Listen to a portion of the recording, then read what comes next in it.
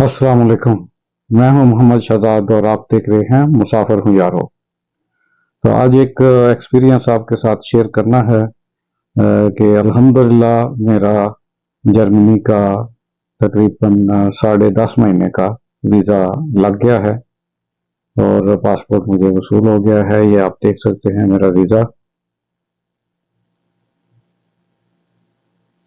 ये वीज़ा तकरीबन जो है वो लगा है 9 से 10 दिन में।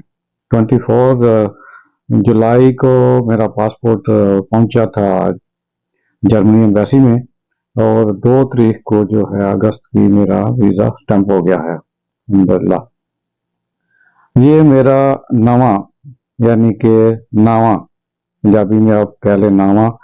और इससे पहले 8 मेरे वीज़े लग चुके हैं और ये नावा वीज़ा जो मुझे मिला है अल्हम्दुलिल्लाह यूरोप का, शेंजन का। इसके अलावा बाकी जो है वो मेरे पास अभी मेरे पास वैलिड वीज़ा फ्रांस का है इस महीने के आखिर तक। 31 अगस्त तक मेरे पास वैलिड वीज़ा है। तो इस वीज़े से जो है वो मुझे इस दफ़ा एक एक्सपीरियंस जो हुआ है वो ये है कि पहले जो मेरा ख्याल था कि वीज़ा सिर्फ आप यानी वैलिड वीज़े पे आपका वीज़ा नहीं लगता जब तक पहले वाला वीज़ा आपका यूरोप का शेंजन का एक्सपायर ना हो जाए, आप दूसरा वीज़ा अप्लाई नहीं कर सकते। लेकिन मैंने अप्लाई किया और अल्हम्दुलिल्लाह मुझे वीज़ा मिल गया है। हालांकि मैंने जो है वो अप्लाई किया था कि वीज़ा मुझे सितंबर के फर्स्ट वीक से जो है 7 तारीख को मैंने अपना प्लान दिया था कि सितंबर 7 तारीख मैं ट्रैवल करना चाहता हूँ। तो उन्होंने सितंबर की बजाय मुझे इस महीने से ही यानी जिस दिन वीज़ा इशू हुआ है उसी दिन उन्होंने ये वीज़ा भी स्टार्ट है, वैलिड है। हाल दो मेरे पास पहले फ्रांस का वैलिड वीज़ा है, 1 महीने का भी तकरीबन जो है वैलिड है। तो ये एक्सपीरियंस हुआ है कि वैलिड वीज़े पे भी शेंजन वीज़ा लग सकता है। तो मेरी जो पहले ऑब्जर्वेशन थी या मेरे नॉलेज में था कि ऐसा नहीं होता, वो गलत साबित हो गया है। तो मेरी हर कही हुई बात जो है ना वो ठीक नहीं होती है कि आप समझे कि मैंने जो कह दिया वो पत्थर पर लकीर है। नहीं, मेरा नॉलेज भी नाकस हो सकता है। इसलिए मेरी बात को भी आप परखें, चेक करें कि मैंने सही बोला है। मेरा नॉलेज परफेक्ट नहीं है कि मैं बोलूं कि मैंने जो कह दिया है वही हो सकता है किसी दूसरे भाई का एक्सपीरियंस कुछ दूसरा हो। और इसके अलावा मुझे जो एक और एक्सपीरियंस इस दफ़ा हुआ है वो ये है कि जो लोग जिनने अप्लाई किया है पहले यूरोप का, कभी वो जानते होंगे कि जब वीज़ा किसी का रिफ्यूज़ होता है तो उसके साथ वो एक लेटर भेजते हैं जिसमें रीज़न लिखी होती है कि हम आपको इस वजह से वीज़ा नहीं दे रहे हैं। और मोस्टली कॉमन जो होती है कि हम श्योर नहीं है, हम कोई यकीन नहीं है कि आप ये वीज़ा ख़त्म होने के बाद ये कंट्री छोड़ेंगे, इसलिए हम आपको वीज़ा नहीं दे रहे। ये एक जनरल सी जो है वो रीज़न बताते हैं वो। मोस्टली यही होती है, इसके अलावा शायद किसी को एक आध और भी लिख दें, लेकिन मोस्टली यही होती है। तो इस दफ़ा जो मुझे एक्सपीरियंस हुआ है कि उन्होंने वीज़ा इशू करने के साथ भी एक लेटर भेजा।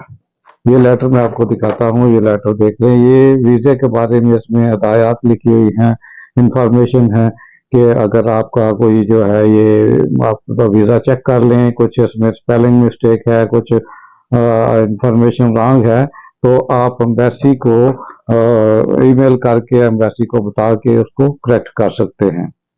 तो फर्स्ट टाइम जब मैंने अपना ये एनवेलप वीज़े वाला जो है पासपोर्ट वाला ओपन किया तो मैं भी जो है ना ये पेपर देख के तो थोड़ा मैं भी डाउट में आ गया था कि शायद मेरा वीज़ा रिफ्यूज़ हो गया है।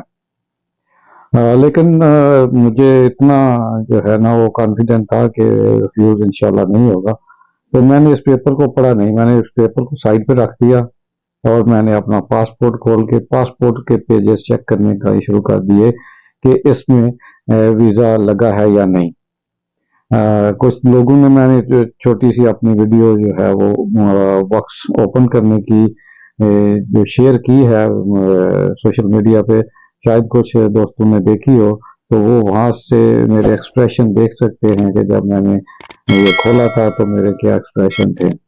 कि मतलब मैं थोड़ा डाउट में आया था, लेकिन फुल ही नहीं, क्योंकि अल्हम्दुलिल्लाह मेरी प्रोफाइल अच्छी है और मेरी पहले 8 वीज़े लग चुके हैं। मेरे पास इस वक्त बी वैलिड वीज़ा था शेंजन का, और प्लस मेरे पास यूएस का मल्टीपल वैलिड वीज़ा था।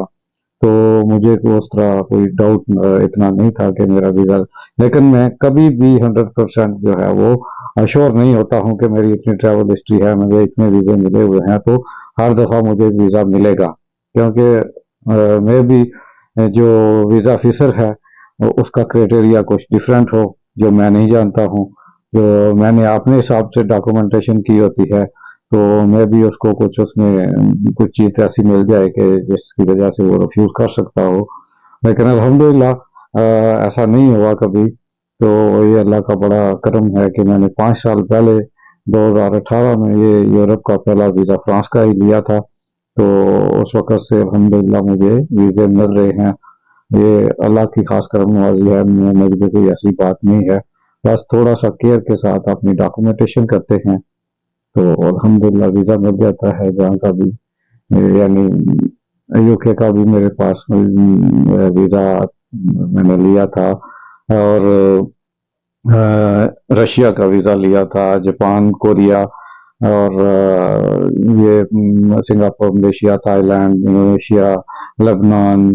ये उन लोगों के लिए बता रहा हूँ क्योंकि बहुत सारे लोग ये वीडियो देखने के बाद फिर मुझे जो है वो मैसेज करते हैं, कॉल करते हैं कि भाई आपकी ट्रैवल हिस्ट्री क्या है, आपकी बैंक स्टेटमेंट क्या है, आपकी पोजीशन क्या है, बहुत सारे क्वेश्चंस को जो है ना वो पूछे जाते हैं। तो इसलिए मैं इस वीडियो में ये क्लियर कर देना चाहता हूँ कि जिन लोगों को कुछ इन्फॉर्मेशन मेरे मतलब चाहिए होती है, मेरी प्रोफाइल के बारे में जानना चाहते हैं, और मुझसे भी अगर रब्ता करना चाहते हैं, तो इसी हिसाब से मुझे भी बताएं अपनी प्रोफाइल, फिर मैं उनको कोई एडवाइस दे सकूं। मेरी प्रोफाइल जो है ये है कि मैं 18 साल से सऊदी अरब में हूँ। अल्हम्दुलिल्लाह मल्टीनेशनल कंपनी में एडमिनिस्ट्रेशन ऑफिसर के तौर पे काम कर रहा हूँ। जो है सैलरी भी अल्हम्दुलिल्लाह अच्छी है, और ट्रैवल हिस्ट्री मेरी 34 कंट्रीज की ट्रैवल हिस्ट्री है मेरी। ठीक है, 34 कंट्रीज का विजिट जो है वो कर चुका हूँ। 2-3 कंट्री ऐसे हैं जिनके मैं सिर्फ एयरपोर्ट पे गया हूँ, मैं मतलब उनके अंदर या एंट्री मैंने नहीं ली है। एंट्री में ले भी सकता था, फॉर एग्जांपल मैं स्विट्जरलैंड के एयरपोर्ट से मैंने ट्रांजिट किया, मैं एंट्री चाहता तो एंट्री ले सकता था, लेकिन मैं आगे स्पेन जाना था मैंने, तो मैंने वहाँ एंट्री नहीं ली। इसी तरह कुवैत भी मैं जाते हुए रास्ते में जो है ना कुवैत के एयरपोर्ट पर रुका, वो मैंने ये इंक्लूड नहीं है। इसके अलावा कुछ ऐसे कंट्रीज में हैं जिनमें मैं कई दफ़ा गया हूँ, यानी एक से ज़्यादा बार गया हूँ, लेकिन मैं उसको एक ही काउंट करता हूँ कि एक ही मेरी ट्रैवल हिस्ट्री वो एक ही है, एक ही दफ़ा मैं उसको काउंट करता हूँ। तो इसके लिए जो आप लोगों का, जो बहुत सारे दोस्तों का नेक्स्ट क्वेश्चन होगा कि डॉक्यूमेंट क्या है इसके, तो डॉक्यूमेंट्स इसके जो हैं वो आपने फर्स्ट आपने जो है वो अपना फॉर्म ऑनलाइन फिलअप करना है, फिर आपने अपॉइंटमेंट लेनी है, उसके बाद आपने अपने डॉक्यूमेंट्स अरेंज करने हैं। डॉक्यूमेंट्स क्या है, आपकी फ़ोटो जो इसके मोस्टली जो है यूरोप की 45 बाई 35 मिलीमीटर की जो है फोटो होती है, वाइट बैकग्राउंड के साथ।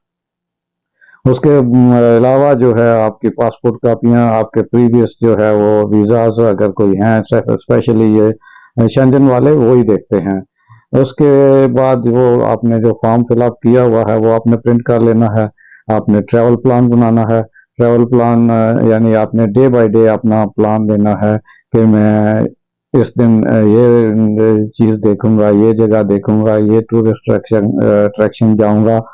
तो इस तरह आपने जितने दिन का आपने प्लान देना है, वो आपने ये भी बताना है कि मैं क्या क्या देखूंगा इस दिन में।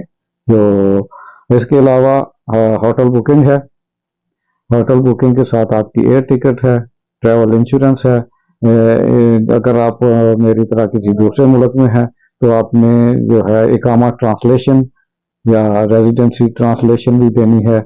उसके साथ आपको कंपनी का लेटर भी चाहिए जिसपे आपकी सैलरी, आपकी ड्यूरेशन ऑफ जॉब जो है, आपका कॉन्ट्रैक्ट कब एक्सपायर हो रहा है, ये भी मेंशन होना चाहिए।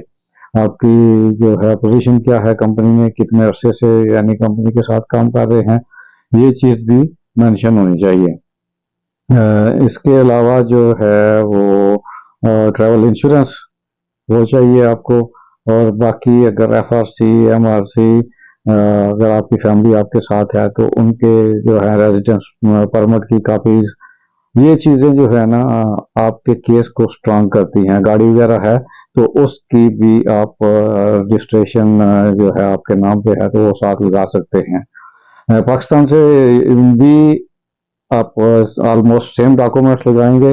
आपके जो है एनटीएन वगैरह लगेगा, मोस्टली वहाँ पे मांगते हैं। जो ज़ाहिर है आप ट्रैवल के लिए जा रहे हैं तो टूरिज्म के लिए जा रहे हैं तो आपका अच्छा बैंक बैलेंस या आपकी अच्छी सैलरी है जो है ना वो होगी, इसी बेस पे आप जा रहे हैं।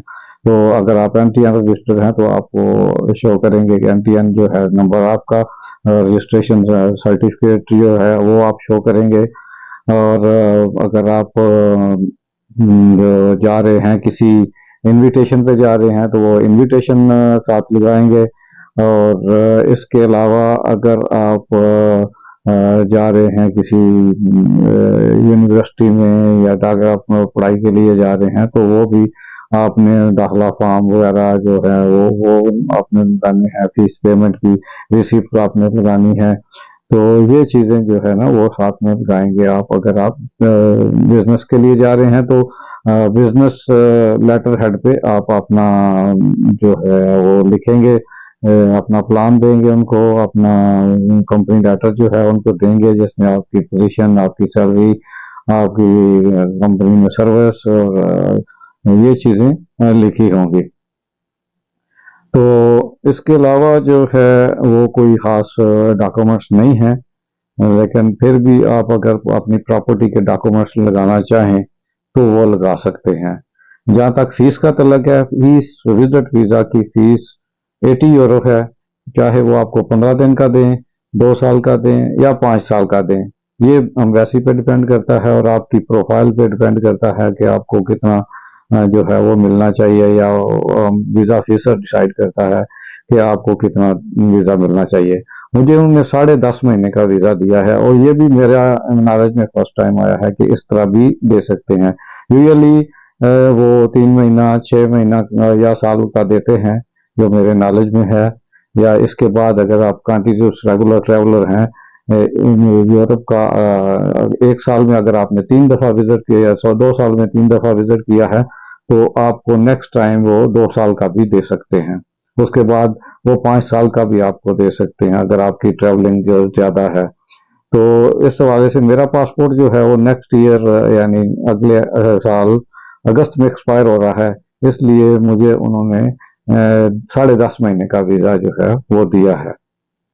तो इस तरह हर चीज़ जो है हर दफ़ा कोई ना कोई आपने बात सीखने को मिलती है, नॉलेज में इजाफा होता है कि यूरोप का क्या तरीकाकार है। कुछ दोस्त उनकी लिए मैं बता दूं कि स्टेटमेंट जो है वो आपकी प्रॉपर होनी चाहिए, यानी आपकी सैलरी आपके अकाउंट में आनी चाहिए और रेगुलर बेस पे आनी चाहिए, उसमें गैप नहीं होना चाहिए।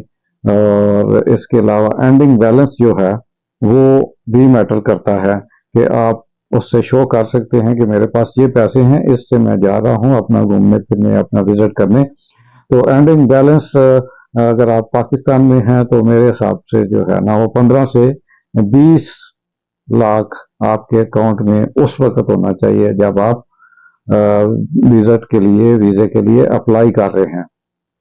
ये नहीं है, कुछ लोगों का ख्याल है कि जो हमारे अकाउंट में आते हैं पैसे तो वो हमारी स्टेटमेंट है। मेरी नज़र में स्टेटमेंट वो है जब जो आपके अकाउंट में मौजूद है, जिसको आप यूज़ कर सकते हैं, इस्तेमाल कर सकते हैं। जो ख़त्म हो चुकी है, जो आपने इस्तेमाल कर ली है, वो आप उसको रीयूज नहीं कर सकते।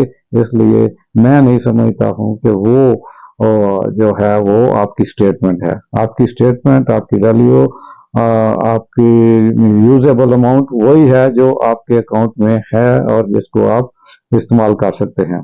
इसके अलावा आप क्रेडिट कार्ड भी साथ लगा सकते हैं। अगर आप सऊदी अरब या किसी दूसरे मुल्क में हैं तो इसी हिसाब से आपको देख लें कि आपके अकाउंट में इतनी रेशो के हिसाब से पैसे होने चाहिए। ये लगभग जो है ना वो, अगर आप इधर हैं तो 20,000 रियाल या 20,000 दिरहम, इससे कम नहीं होना चाहिए। और शायद कम पे भी वीज़ा लग जाए, लेकिन अच्छे इंप्रेशन के लिए, ज़्यादा चांसेस के लिए आप कोशिश करें कि आपकी मेंटेन हो बैंक स्टेटमेंट, और इतना बैलेंस अवेलेबल हो उसमें जिससे आप अपना ट्रिप कर सकें। तो और किसी भाई को जो है वो इस बारे में कुछ इंफॉर्मेशन चाहिए हो तो मुझे रब्ता कर सकते हैं। तो एक रिक्वेस्ट आपसे है कि चैनल को सब्सक्राइब कर दें, वो दोस्त जिन्होंने अभी तक चैनल को सब्सक्राइब नहीं किया है। तो बाकी जो है वो दुआ में याद रखें। अल्लाह हाफिज़।